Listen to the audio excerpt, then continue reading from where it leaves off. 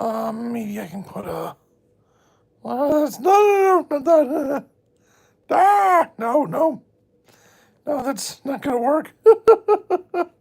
Sorry, me screwing around with effects here, trying to not retouch. Screw it, I'm just gonna see it as,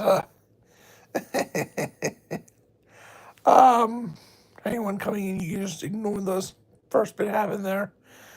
Um, hey guys, I normally don't have, I normally would be doing this more in, with, the lights on and such. I mean, you guys can kind of see my face, but, uh, I'm very strung out from work and all that, so I just wanted to, quite honestly, just do this little vlog thing and now give my thoughts on, brief thoughts on Mission Impossible, as I promised. I know it's not the normal vlog format, but honestly, I need to make time, and I figured this would be easier. And, for whatever reason you don't see me, you can just focus more on what I'm saying than my mouth moving, so don't worry, but this is just for fun anyway, so it's not like I'm making money off anything on my channel, but yeah, as you see from the title, I've got 3 topics to discuss, one of which at the end being a follow-up to the Saber Spark controversy stream I did a while ago, and I wanted to my thoughts on the update on that with after Mr. Edwards' investigation has concluded. But we'll get to that. But first, and in between all that, it's a little fun topic I want to discuss anyway. So, but we'll get to it. First, Mission Impossible, the Final Reckoning.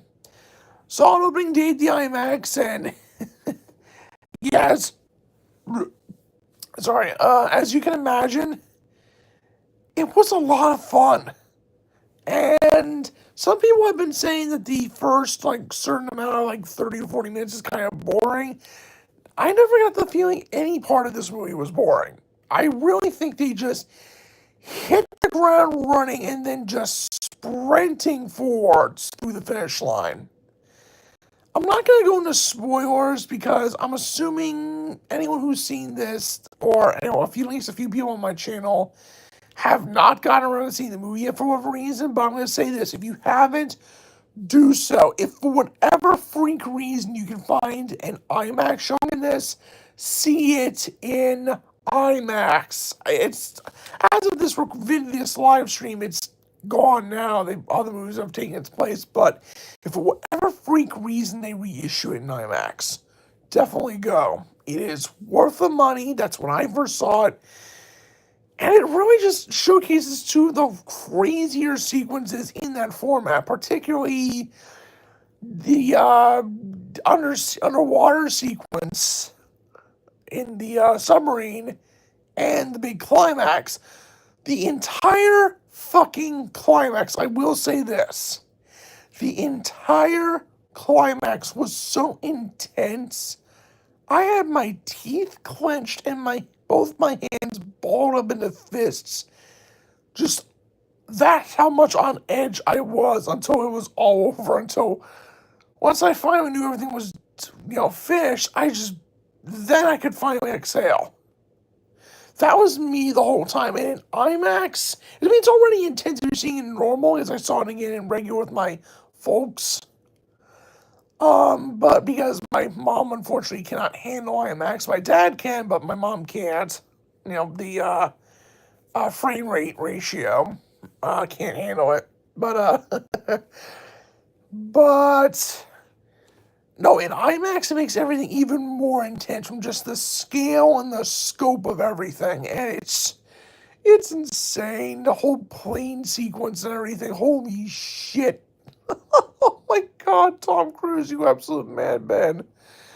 I can't believe Tom Cruise keeps doing his own stunts nowadays like this. It's just, one of these days he's gonna, he's just going to, do something in order to, that would might as well, I hopefully not get him killed. I don't wish that, but I don't see the, chat on here, but yeah, it's really, I really don't have a lot more to say on this without just going into deep spoilers. Because everyone and their grandmother said this movie's great. Obviously, I'm no different. But I will say that they build it as the end of the series, but the very end of the movie, they leave it open to where they can eventually come back if they want for like another movie or so.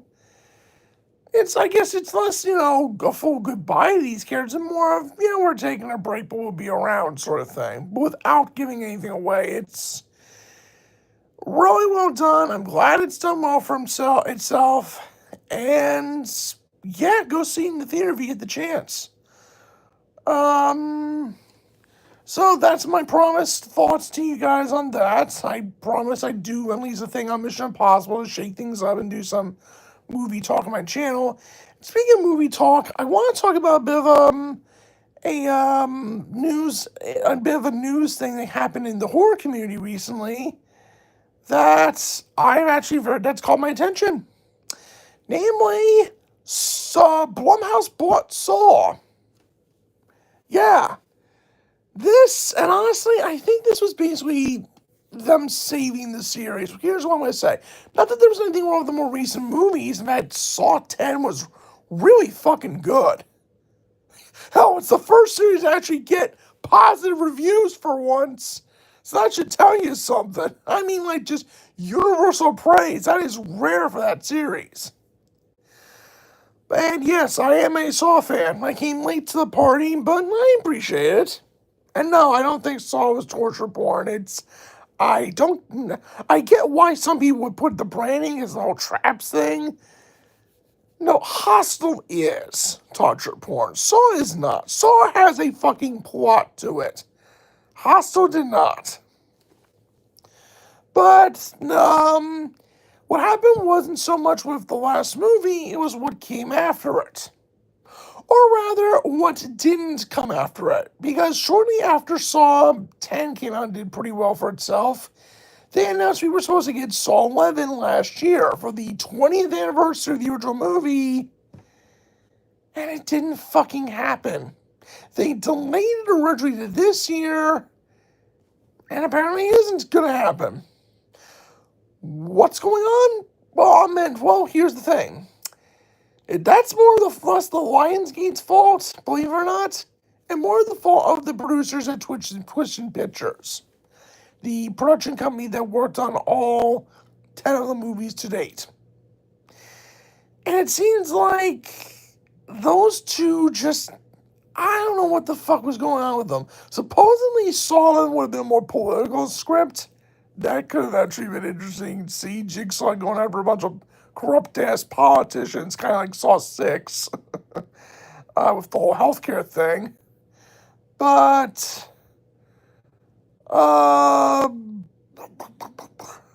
it seemed like they just couldn't figure out what to do with it, and apparently the two head producers at Twisted Pictures are just apparently feuding with each other over what to do next with anything, not just Saw.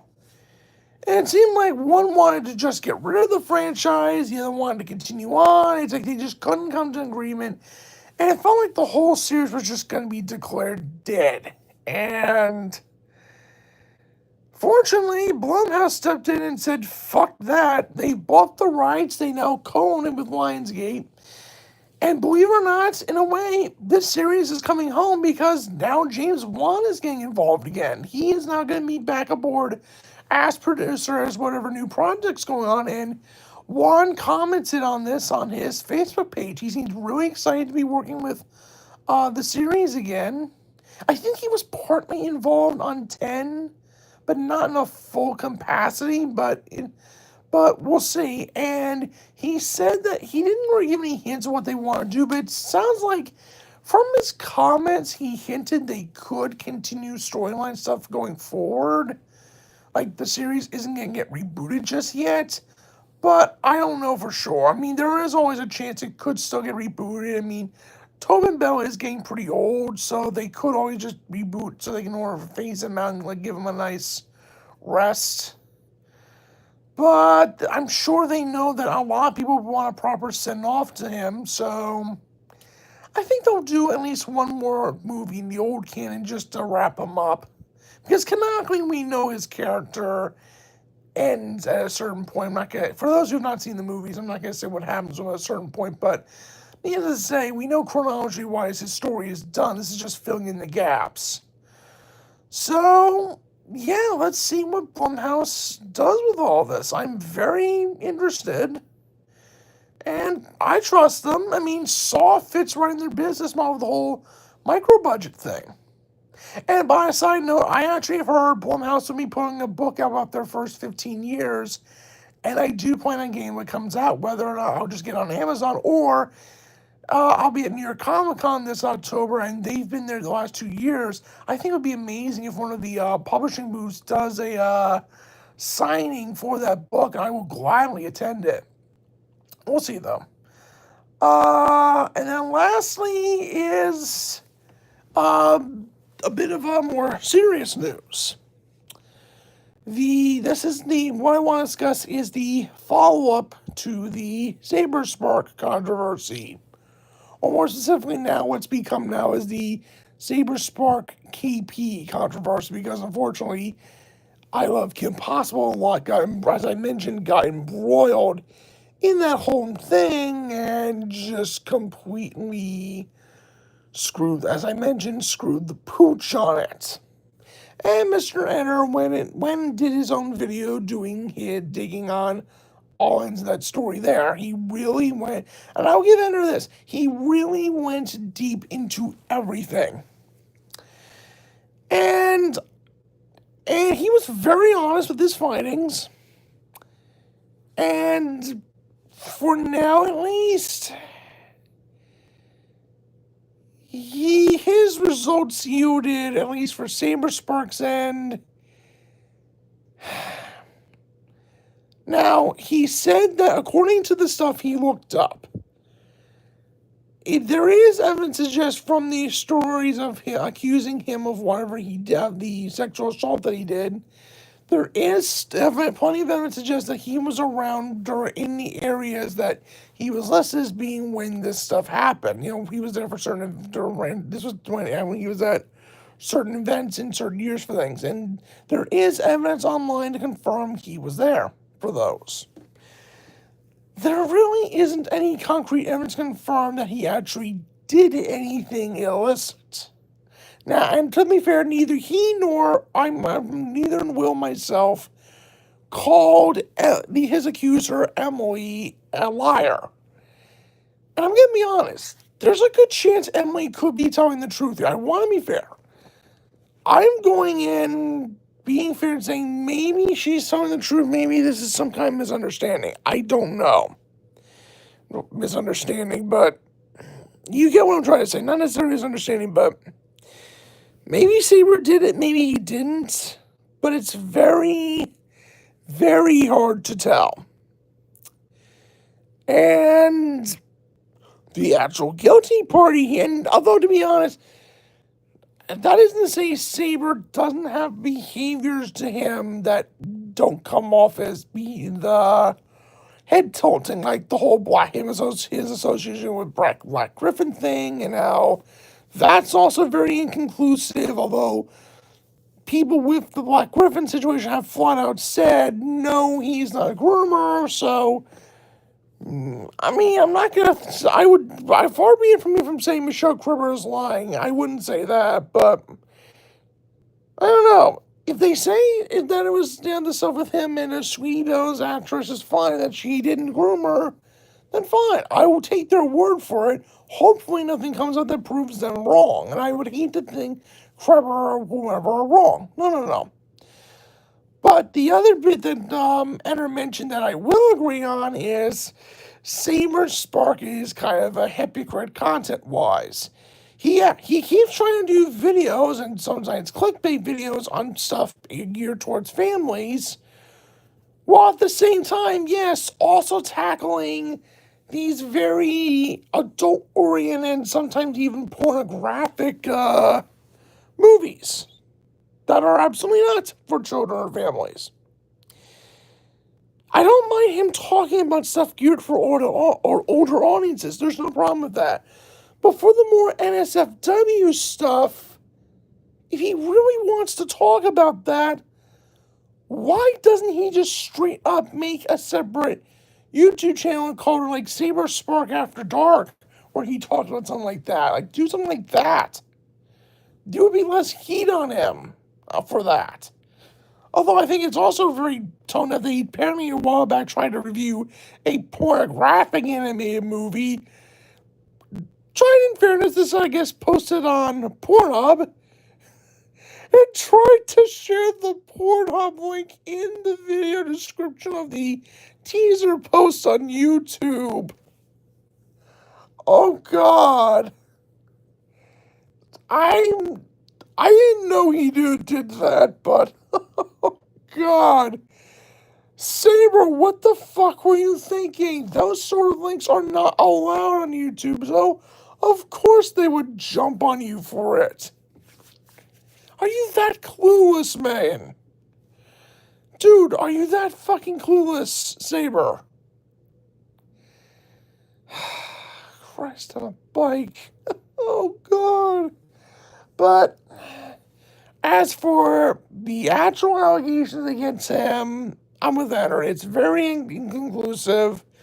We don't know more. I mean, maybe if someone else comes out that he did something too, there could be more to support the accuser. But for now, there's not enough to say he did do it, but there isn't enough to say there isn't enough to clear his name and say he didn't. If you get my drift. So with Saber, to be fair, I was kind of unsubscribing from his stuff anyway, because he's gotten kind of clickbaity. But, sorry, I'm shuffling around, but I'm trying to get cover of my pillow behind me. There we go.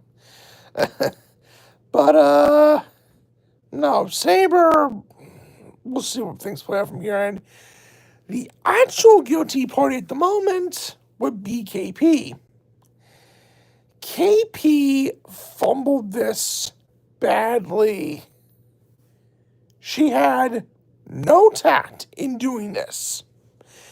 And I know from experience with tackling e-drama that you don't get to, you are in no position when it involves any sort of topic that serious, of any serious, whether it's sexual assault or harassment or any sort of negative topic involving someone on YouTube causing problems.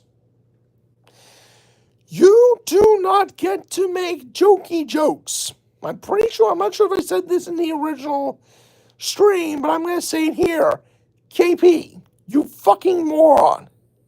You do not get to joke. It is too serious. If you want to do me more of a YouTuber going after bad people on YouTube, hold thy freaking jokes. You do not get to act like a clown when talking about stuff that's serious. You don't get to say, oh, this person did something bad here, insert topic here, and then use fucking Seinfeld clips. No, absolutely not. You don't get to do that. I know I'm repeating myself, but it's like, you have to hammer this shit in. That's not how you get taken seriously. And in reality, that's how you get laughed off the platform and possibly sued. Because now I will say, Saber Spark is not well within his rights to fucking sue you. And if that does happen, I will have no sympathy for you. You you had an opportunity to be serious, and for the record, it's been admitted, the Saber Spark stuff wasn't even originally meant to be a play in the video. No wonder it was so haphazardly shoved in there toward the end as like a brief thing. It was originally a video on DA Games, which I know very little about, but I've heard the guys there are a problem. And if you want to do a video on DA Games, just do that as its own video. And if you want to do Saber Spark, talk about what the allegation against Saber Spark, That also could have been just its own video. Not much haphazardly into the DA video with a little aside of, oh, well, oh, and by the way, Saber Spark may have possibly sexually harassed and raped a girl. You don't get to do that. You don't get to be that fucking half-assed about this. Especially when the accuser came to you directly, and Enter's right, she should have probably just gone to the authorities. I understand she wanted help storm her getting her story told, but it's like, if it's that serious, go to the authorities. I know it's, and as he said, it may not be easy because, yes, some cops and some regions may be dicks, depends on where you live. Hate to be said, but although I'm going to be fair, as someone with an uncle who is a former cop, not all cops are bad. My uncle, his specialty was, keeping drunk drivers off the streets. Off the roads. And so no, just because, just the default thing with a situation like that is call the police. I know Emily meant well with what she was trying to do, but I'm not blaming her for trying to put her trust in KP. I don't know what made her turn to KP for that. I'm not sure if Courtney Pete did something for that, but everyone involved on this situation, that video situation, I feel bad for. I feel bad for Courtney Pete. I feel bad for poor June the King, who would have done a far better job with this than KP did. I have no sympathy for KP. She made herself look like the biggest fucking clown in a situation that didn't call it. And now she is going to probably pay the price for it. And if you want to go watch if you want to go watch Mr. Ender's video on the matter, I strongly recommend it. It is an amazing video. And I know some people like to badmouth Mr. Ender for a lot of his dumb takes and views, like the whole turning red thing, 9/11 thing, and what happened to him during the pandemic. But that was all came from during points when he was on hard times. But he had the courage to honestly pick himself back up, and he's genuinely trying to do better. And I've never hated his videos, even though there are certain opinions I vehemently disagree with him on. He's not a bad critic, and I do like his videos. He's one of the better YouTubers still out there. And I'm glad he was able to handle this way better than fucking KP did. So there's that. So that's my comment on that matter for the moment. I don't know if anything's happened for the Saber Spark thing, but who knows? In reality, even if he didn't actually wrong anyone, with the whole rape thing, even if he didn't do that, honestly, in my opinion, I still think he's kind of tone deaf, not separating his adult content from his more family-friendly takes. And that's just my 2 cents there. Anyway, I'm calling it a night here. It's getting late. Phone battery's getting low. And leave your thoughts and comments. Leave your thoughts in the comments. Night.